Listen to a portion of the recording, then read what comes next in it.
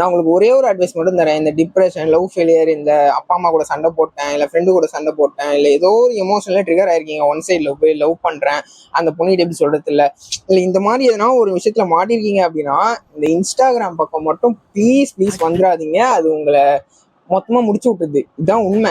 என்னை வந்து கொஞ்சம் அப்படிதான் ஒரு 3 மணி நேரத்தை வேஸ்ட் பண்ண வச்சுச்சு. செம்ம கடுப்பாயிடுச்சு.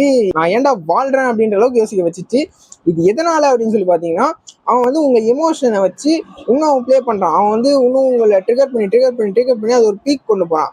நல்ல பீக் இல்ல, அது நெகட்டிவ் பீக்ல கொண்டு போயிடுறான். இது வந்து நம்மளோட பிரெயின்ஸையும் சரி எல்லாத்தையுமே சரி ஒரு மாதிரி நம்மளே ஃபீல் பண்ண வச்சிரும். ரொம்ப ஃபீல் பண்ண வச்சிரும்.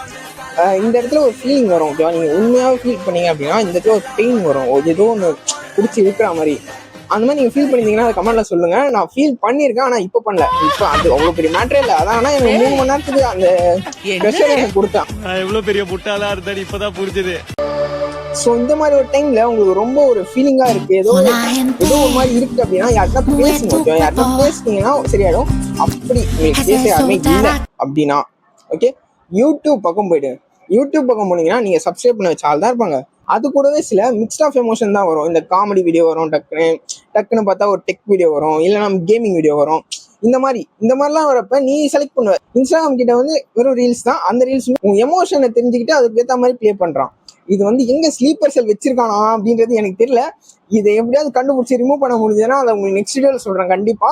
அப்புறம் வந்து நீங்க ஒரு தப்பே பண்ணிட்டீங்கனாலுமே அதை வந்து நீங்க ரொம்ப நேரம் யோசிக்கணும் அப்படின்ற அவசியம். லக்கி பாஸ்கர் படத்துல சொல்ற மாதிரி தான், ஒரு நாள் ஒரு 1/2 மணி நேரம் எனக்கு பிடிச்ச மாதிரி நடக்கல, அதுக்காக வாழ்க்கை முழுக்க அழுதுட்டு இருக்க முடியாதுல்ல.